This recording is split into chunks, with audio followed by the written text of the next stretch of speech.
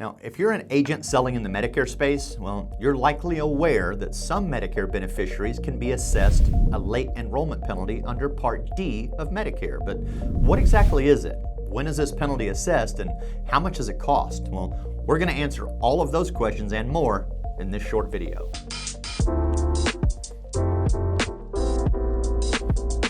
So what is the late enrollment penalty? Well, the late enrollment penalty is an amount that's permanently added to your Medicare drug coverage Part D premium.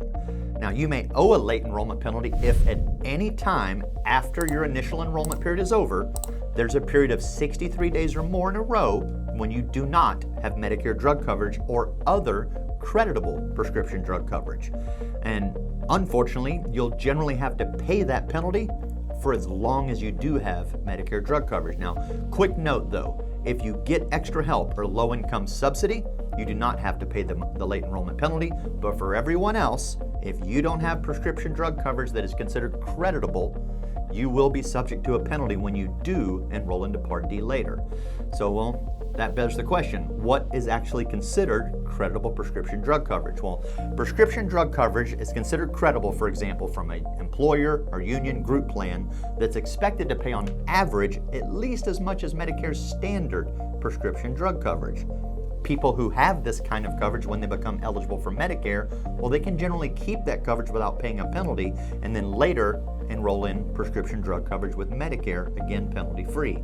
But how much is the penalty when it's assessed? Well, bear with me a bit because I'm going to walk you through this and give you an example that includes some math, but the math isn't too difficult. So the cost of the late enrollment penalty is simple. It depends ultimately on how long you went without Part D or creditable prescription drug coverage. And Medicare will calculate the penalty by multiplying 1% of the national base beneficiary premium times the number of full uncovered months that you did not have Part D or otherwise creditable coverage.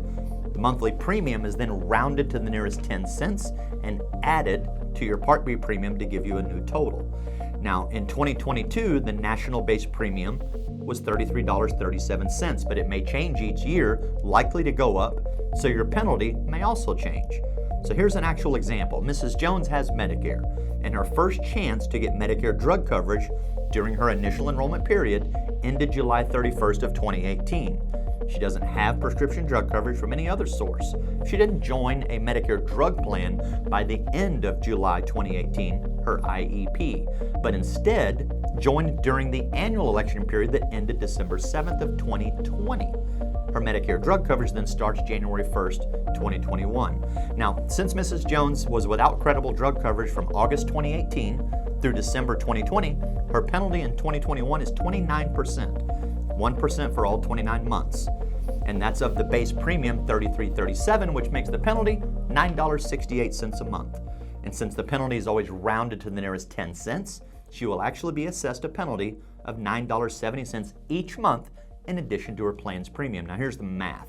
29% penalty times $33.37, the national base premium, equals $9.68. Round that to the nearest 10 cents, you get $9.70. So again, $9.70 is Mrs. Jones' monthly late enrollment penalty for 2021. But let's look at 3 ways that you can avoid the Part D late penalty. Number 1, enroll in Medicare drug coverage as soon as you become eligible for Part A of Medicare.